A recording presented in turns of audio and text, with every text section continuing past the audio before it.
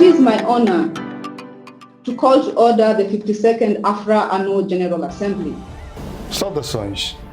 On behalf of TAG Angola Airlines, the host of the AFRA 52nd AGA, I extend our customary Angolan warm welcome to all of you, our distinguished guests. I wish to acknowledge the high level of representatives from the African Union Commission, the AGA, IATA, AFCAC, and many others. This year, 2020, is a year never experienced in all facets of our lives. That makes our AFRA 52nd AGA a very special one. During these difficult times, I wish to express AFRA solidarity with the aviation industry's supply chain. During the COVID-19 pandemic restrictions, AFCAC has also continued to undertake work towards putting in place a mechanism to assist all eligible African airlines achieve IOSA and EASA certification.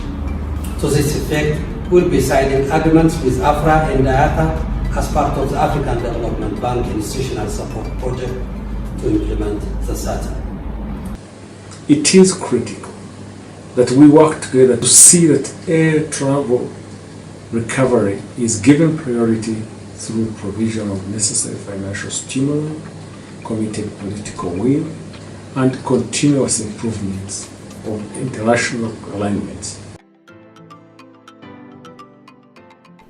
We all support efforts to contain the COVID-19 pandemic, but policymakers must know that this has come at a great cost to jobs, individual freedoms, and entire economies. For aviation in Africa, the numbers are staggering. Traffic is down 89%, revenue losses are expected to reach $6 billion, and this figure is likely to be revised downwards in our next forecast. We are at the AU very much committed to coordinate ongoing efforts by AFRA, by IATA, to standardize the taxes, the fees, the charges levied on airlines or airline operations by establishing continental experts working groups that will come up with recommendations for consideration and adoption by our member states. We are all conscious of the importance that this sector represents in every aspect of our lives and the enabling role aviation plays in facilitating trade and growing our economies is undeniable. As we collectively navigate this stormy weather, we seek to emerge from the pandemic more resilient, more organized, more determined to succeed than before.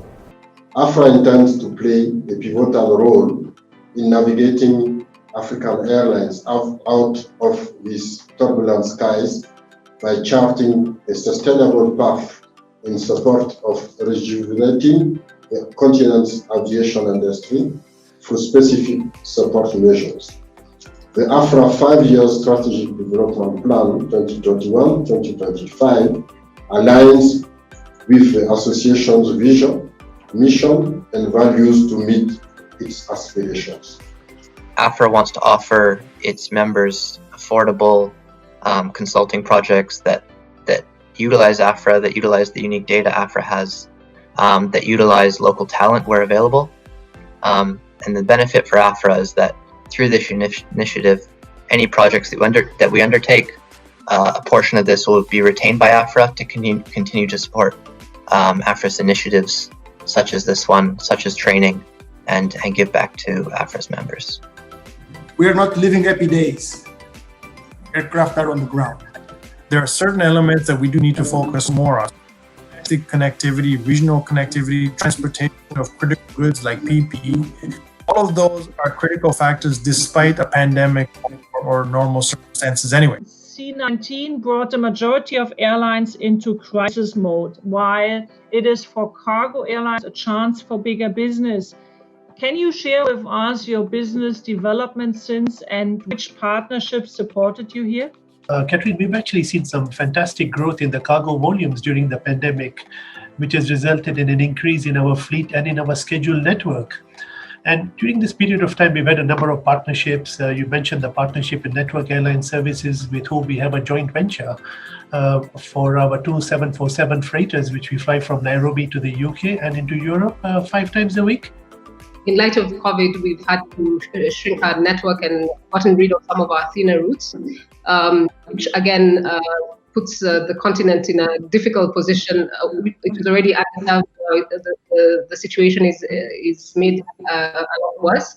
Policy coherence needs to be not just in Africa, of course, it has to be global, but of course starting from regional and off, because it is very incoherent from one country to another, and it's very, very difficult for airlines like ourselves to be able to fly people up and down because of these conflicting policies across the region. And so that's where also AFRA needs to help and support us. And then, of course, there's a problem because of the economic downturn that has been brought to bear because of the pandemic.